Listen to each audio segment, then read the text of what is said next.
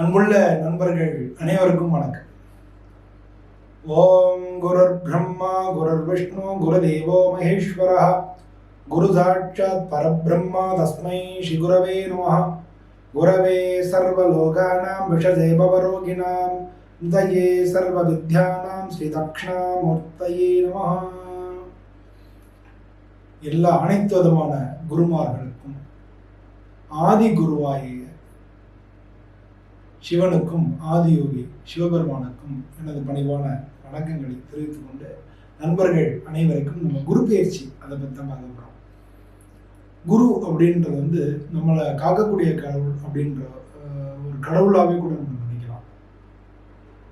ஏன்னா குரு பகவான் எடுத்துக்கணும்னா அவர் நம்ம ஜாதக ரீதியா ஜோதிட ரீதியா பார்த்தீங்கன்னா குரு பகவான் நமக்கு குழந்தை பிறக்கணுமா குரு பார்வை இருக்கா அப்படின்னு சொல்லுவாங்க. கல்யாணம் ஆகணுமா குரு பார்வை இருக்கான்னு சொல்லுவாங்க. படிப்பு நல்லா இருக்கணுமா குரு பார்வை இருக்கணுமா சொல்லுவாங்க. வேலை வேணுமா பணங்காசன் தனக்காரகன் பேர் பணங்காசன்னா குரு பார்வை வேணுமாங்க. குரு நல்லா இருந்தாருன்னா பெரிய அதிகாரிகளாக ஆகிறதுக்குலாம் வாய்ப்பு இருக்கு அப்படின்னு சொல்லுவாங்க. ஸோ இது மாதிரி குரு பார்த்தீங்கன்னா எல்லாத்துலையும் ஒரு முழு சுப கிரகமாக இருக்கக்கூடியது குருவாகும். அவர் இந்த வருஷம் திருக்கணிதப்படி இந்த வருஷம் மார்ச் மாதம் 14ஆம் தேதி ரிஷப ராசியிலிருந்து மிதுன ராசிக்கு பயிற்சி ஆகிறார். அதனால ஒவ்வொரு ராசிக்கும் எந்த விதமான பலன்கள் ஏற்படுறது அப்படின்னு நம்ம பார்க்க போறோம். ஒவ்வொருத்தருக்கும் இந்த குரு பகவான் எந்த விதமான தாக்கங்களை வாழ்க்கையில் ஏற்படுத்துறாரு, அதாவது குடும்பம், தொழில், பணங்காசு, உடல்நிலை, இதில் எந்த விதமான பாதிப்புகளை ஏற்படுத்துவார், அதுக்கு நம்ம என்ன பண்ணிக்கலாம் அப்படிங்கிறது தான் இந்த பார்வையோட நோக்கம். இது ஒரு ஜென்ரலான பொதுவான பலன்கள். இந்த பலன்கள் மட்டும் இல்லை, அவங்கவுங்களோட தசாபுத்தி படி இது மாறுறதுக்கான வாய்ப்புகள் நிறையா இருக்கு. அதனால இதில் சொல்லக்கூடிய விஷயங்கள் யாரும் பயப்படுறதுக்காகவோ பயமுறுத்துறதுக்காகவோ இல்லை. நீங்கள் ஒரு கிளான்ஸ் தெரிஞ்சுக்கப்போ அதே மாதிரி பல விஷயங்கள் இருக்கு. உங்களுடைய உழைப்பு, தன்னம்பிக்கை, உங்களுடைய முயற்சி, விடாமுயற்சி இதெல்லாமும் உங்கள் வாழ்க்கையில் மிகப்பெரிய மாற்றங்களை ஏற்படுத்தும். தெய்வத்தால் ஆகாதுன்னு முயற்சி தன் மெய்வருத்த கூலி தரும் அப்படின்னு சொல்லி திருக்குறளில் கூட சொல்கிறாங்க. அது மாதிரி நம்மளுடைய முயற்சியும் நம்மளுடைய உழைப்பும் நம்மளுடைய தன்னம்பிக்கையும் வாழ்க்கையில் என்றைக்கும் நம்மளை நல்ல வகையில் நிலைநிறுத்தும். ஆக ஒவ்வொரு ராசிக்கும் அந்த குரு பயிற்சி எந்த விதமான தாக்கங்களை ஏற்படுத்த போகுது. அன்புள்ளம் கொண்ட மீனராசி அன்பர்கள் அனைவருக்கும் எனது பணிவான வணக்கம். இந்த குரு பயிற்சி எப்படி இருக்கு அப்படின்னு சொல்லி பார்க்க போகிறோம். மீனராசின்றது காலபுருஷ தத்துவத்தில் 12வது வீடு. இந்த ராசிக்கு அதிபதி குரு பகவான். இந்த ராசியில் இருக்கக்கூடிய நட்சத்திரங்கள் பூரட்டாதி 4ஆம் பாதம், உத்திரட்டாதி, ரேவதி அப்படின்னு இருக்கு. இந்த பூரட்டாதின்றது குரு பகவானோட நட்சத்திரம், உத்திரட்டாதின்றது சனி பகவானுடைய நட்சத்திரம், ரேவதி என்றது புதனுடைய நட்சத்திரம். இப்போ உங்க ராசிக்கு 3வது வீட்டிலேருந்து 4வது வீட்டுக்கு குரு பகவான் போறார். பொதுவா இந்த ராசிக்கு அதிபதி குரு பகவான் 3வது வீட்டில் இருந்தாருன்னா ஒரு கன்ஃபியூஷனை கொடுத்துட்டே இருப்பார். குழப்பம், அடுத்து என்ன பண்றதுன்னு தெரியாத ஒரு குழப்பத்தை கொடுத்துட்டே இருந்திருப்பார். இப்போ ஜென்ம சனி வேற உங்களுக்கு நடக்கிறது. ஜென்மத்தில் இருக்கிற ராகு உங்களுக்கு மாறிடுது. 12ஆம் இடத்துக்கு போகுது. 6-12 ராகு. இது இந்த ஜங்ஷன்ல இந்த மாதிரி டயத்துல குரு பகவான் உங்களுக்கு 4வது வீட்டுக்கு போறாரு. உங்களுடைய தொழில் தரமான 10வது வீட்டை பார்க்கிறாரு. உங்களுக்கு 12வது இடத்தை விரயஸ்தானம் சொல்லக்கூடிய 12வது இடத்தை பார்க்கிறாரு. உங்களுக்கு 8வது வீட்டை பார்க்கிறாரு. 8வது வீட்டை பார்க்கிறார், 10வது வீட்டை பார்க்கிறார், 12வது வீட்டை பார்க்கிறார். குரு இருக்கிறது 4வது வீட்டில் இருக்கார். இது மூலமா உங்களுக்கு எந்த விதமான பலன்கள் கிடைக்கும் அப்படின்னு பார்த்தோம்னா, இந்த மீனராசிக்காரங்க பல பேருக்கு இடம், நிலம், வீடு, வாகனங்கள் இதெல்லாம் கிடைக்கிறதுக்கான இதெல்லாம் வாங்குறதுக்கு உண்டான காலகட்டமாக அது இருக்கு. இதெல்லாம் கண்டிப்பாக இந்த காலகட்டத்தில் வாங்க போறீங்க. வீட்டில் சுப காரியங்கள் நடக்கப்படுது. பல பேருக்கு உங்களோட வீட்டில் யாருக்கான திருமணத்துக்கு பார்த்துட்டீங்கன்னா அவங்களுக்கு திருமண வாய்ப்புகள் கூடி வரப்போகுது. இந்த மாதிரி இந்த காலகட்டங்கள் எல்லாமே இதை நோக்கி தான் உங்களை தள்ளுறது. பல பேருக்கு இடமாற்றம், உத்தியோக மாற்றம் அதெல்லாம் வரப்போகுது. வேலையில் இருந்தீங்கன்னா உங்களுக்கு ப்ரொமோஷன்ஸ், பதவி உயர்வு, இன்க்ரிமெண்ட், பொருளாதார இன்க்ரிமெண்ட் வரப்போகுது. 12ஆம் இடத்தை பார்க்கறதுனா வெளிநாடு வேலை வாய்ப்புகள் தேடிடுதுன்னா வெளிநாடு வேலை வாய்ப்புகள் கிடைக்கிறதுக்குண்டான சான்சஸ் இருக்கு. நீங்க பிஸ்னஸ் பண்றவங்களா இருந்தீங்கன்னா தொழில புதிய முதலீடுகள் பண்றதுக்கான வாய்ப்புகள் மிக அதிகமா இருக்கு.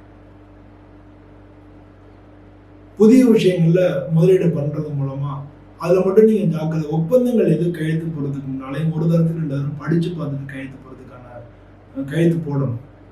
4வது வீடுன்றது வீடு, வாகனங்கள், குடும்பம் இதை பத்தி சொல்றதுனால குடும்பத்துல முன்னேற்றங்கள் ஏற்படும். வீடு வாங்க போறீங்க, இல்ல வாங்கின வீட்டுல ஏற்கனவே கட்டிட்டு இருந்தீங்கன்னா முடிஞ்சு குடி போக போறீங்க, இல்லாட்டினா இடம் இருந்துச்சுன்னா வீடு கட்டுறதுக்கு ஆரம்பிக்க போறீங்க. இந்த மாதிரியான வாகனங்கள் வந்து புதுசா வாங்க போறீங்க. இந்த மாதிரி வந்து எல்லா விதத்துலயும் வந்து உங்களுக்கு அதெல்லாம் வந்து பாசிட்டிவா நடக்க போகுது. இதுவரைக்கும் உங்க ராசியில இருக்கிற ராகு பவன் மாறதுனால குடும்பத்துல ஏற்கனவே இருந்த வாக்குவாதங்கள், பிரச்சனைகள் எல்லாம் குறையும். குருவோட பார்வையும் ராகு கேதுக்கு இருக்கிறதுனால பொதுவா வந்து ராகுவுக்கு இருக்கிறதுனால அந்த மாதிரியான விஷயங்கள் குறையும். பல விஷயங்களை முன்னேற்றமான பாதைகள் ஏற்படும். இப்போ நீங்க எடுக்கக்கூடிய காரியங்கள் எல்லாத்துலேயும் வெற்றிகள் கிடைக்கும். தடைகள் குறையும். ஏற்கனவே வந்து ஒரு காரியம் நடக்கிறதுக்கு ஏதாவது தடை இருந்துகிட்டே இருந்தது குறையும். உடல்நிலை கோளாறுகள் வரும்.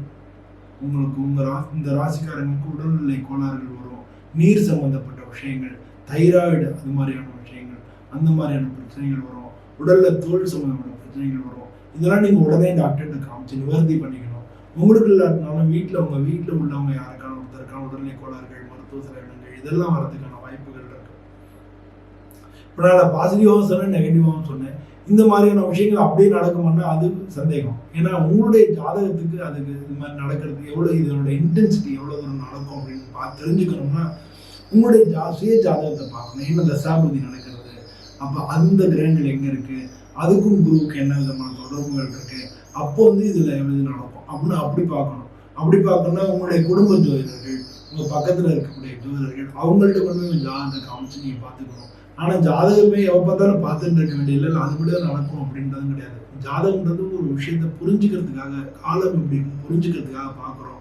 மற்றபடி உங்களுடைய தன்னம்பிக்கை, உங்களுடைய உழைப்பு, உங்களுடைய முயற்சி, இறைவனுடைய அருள் இதெல்லாம் தான் உங்களுடைய வெற்றிக்கு காரணிகளாக இருக்கப்படுது. ஒரு எக்ஸாம் எழுதுறோம் அப்படின்னா நம்ம வந்து படிக்காமையோ இல்லை பரீட்சை எழுதாமையோ பாஸ் பண்ண முடியுமா? படிக்கிறதுன்றது உழைப்பு, அது வந்து எக்ஸாம் எழுதுறது முயற்சி, இது ரெண்டும் இருந்ததுன்னா, இறைவனுடைய அருளும் இருந்ததுன்னா, அப்போ வந்து நீங்க படிச்ச கேள்வி அங்க எக்ஸாம்ல வரலாம். அதை திருத்துற வாத்தியார் இருந்தால் உங்களுக்கு ஒரு 2 மார்க் கூட போடலாம், இல்லை குறைச்சும் போடலாம். சூழ்நிலை தெரியல, குறைச்சும் போடலாம் இல்லையா? இந்த மாதிரி உங்களுடைய உழைப்புக்கு தகுந்த மாதிரி தான் பலனுடைய இன்டென்சிட்டியும் அதிகமாக கிடைக்கும். அப்போ வந்து நீங்க உங்களுடைய ஜாதகம் எப்படி இருக்குன்னு பார்த்துக்கிறது ரொம்ப முக்கியமா இருக்கு. பொதுவாக இந்த ராசிக்கு அதிபதி குரு பகவான்றதுனால நீங்க குருமார்களை வணங்குறது, நீங்க வந்து சித்தர்களை போய் வணங்குறது, அப்படி இல்லாட்டினா முக்கியமா வந்து நீங்க சிவன் கோயிலில் இருக்கக்கூடிய குரு தட்சிணாமூர்த்திய நெய்விளக்கு போட்டு வணங்குறது, 3 தடவை சுற்றி வர்றது, நவக்கிரகங்களுக்கு வந்து நல்லெண்ணெய் விளக்கு போட்டு 9 நவக்கிரகங்களையும் சுற்றி வர்றது, 9 விளக்கு நல்லெண்ணெய் விளக்கு போட்டு நவக்கிரகங்கள் 9 முறை சுற்றி வர்றது. இது மாதிரி நீங்க வந்து கோயிலில் போய் வழிபட்டீங்கன்னா இறைவனுடைய அருளை நீங்க வச்சுக்கலாம். அதுக்கடுத்து உங்களுடைய முயற்சி, உங்களுடைய தன்னம்பிக்கை இதெல்லாம் தான் வெற்றி கொடுக்கும். உங்களுடைய ஜாதகத்தை உங்க பக்கத்துல இருக்கக்கூடிய ஜோதிடர்கள் யாரும் சரியா இல்லை, எனக்கு அது மாதிரி யாரும் இல்லை தெரியல அப்படின்னா நீங்க என்ன இந்த நம்பர்ல கான்டாக்ட் பண்ணலாம். நம்ம தொடர்பு கொண்டு எப்படி இருக்குன்றதையும் நம்ம பார்த்துக்கலாம். அதுக்காக எப்போ பார்த்தாலும் ஜோதிடத்தை நம்ம பார்த்துக்கணும் அப்படின்ற அவசியம் இல்லை. சும்மா இந்த மாதிரி காலகட்டங்களில் ஒரு கிளான்ஸ் பார்த்துட்டு நீங்க உங்களுடைய முயற்சியை நீங்க தொடர்ந்தீங்கன்னா வெற்றி உங்க பக்கம் தான். இறையருளையும் நீங்க வச்சுக்கிறது ரொம்ப முக்கியமா இருக்கு. ஸோ இந்த மீனராசிக்காரங்க வந்து பொதுவாக வந்து சென்சிட்டிவா இருப்பீங்க. நீங்க தொட்டாச்சு நீங்க அப்படின்னு சொன்னா சின்ன விமர்சனங்களை கூட தாங்க மாட்டீங்க அப்படின்றதும் புரிஞ்சுக்கணும். ஏன்னா இந்த ராசிக்கு வந்து இது வந்து ஒரு நீர் ராசி. இந்த ராசி வந்து உபய ராசி. அதனால வந்து திங்கிங்ல வந்து கொஞ்சம் குழப்பங்கள் இருக்கும். அதனால நீங்க இது எல்லாத்தையும் வந்து நீங்க மறதி அதிகமா இருக்கும். இதெல்லாம் இந்த ராசிக்கு இயல்பான ஒரு குணங்களா இருக்கு. நீங்க அவங்களுடைய ஜாதகத்தையும் பார்த்துங்க. இதெல்லாம் தீரத்து ஜென்ம சனி வேறு நடக்கிறது. அதனால இதெல்லாம் குடும்பத்து ரீதியான வாக்குவாதங்கள் எல்லாம் பிரிந்த குடும்பங்கள் ஒன்று சேர்றதுக்கு வாய்ப்பு இருக்கு. நீங்க ஏற்கனவே இருந்த கணவன் கருத்து வேறுபாடுகள் வந்து அது குறையறதுக்கு வாய்ப்பு இருக்கு. குடும்பத்துல சுப நிகழ்ச்சிகள் நடக்கிறதுக்கு வாய்ப்பு இருக்கு. கல்யாணம், வீடு கட்டுறது, இது மாதிரி நல்ல பலன்களும் இருக்கு. பொதுவாக இந்த மாதிரி பலன்களை பார்த்து தெரிஞ்சுட்டு அதுக்கு தகுந்த மாதிரி வாழ்க்கை முறை அமைச்சுக்கிட்டீங்கன்னா வெற்றி எப்பவும் உங்க பக்கம் தான். இறைவன் உங்க கூட இருக்கணும்னு சொல்லி நானும் பிரார்த்தனை பண்ணிக்கிறேன். இறைவனை வேண்டிக்கோ. உங்களுடைய தன்னம்பிக்கை, முயற்சி, உழைப்பு இதையும் விடாதீங்க. எப்படியும் வெற்றி உங்க பக்கம் தான். நன்றி, வணக்கம்.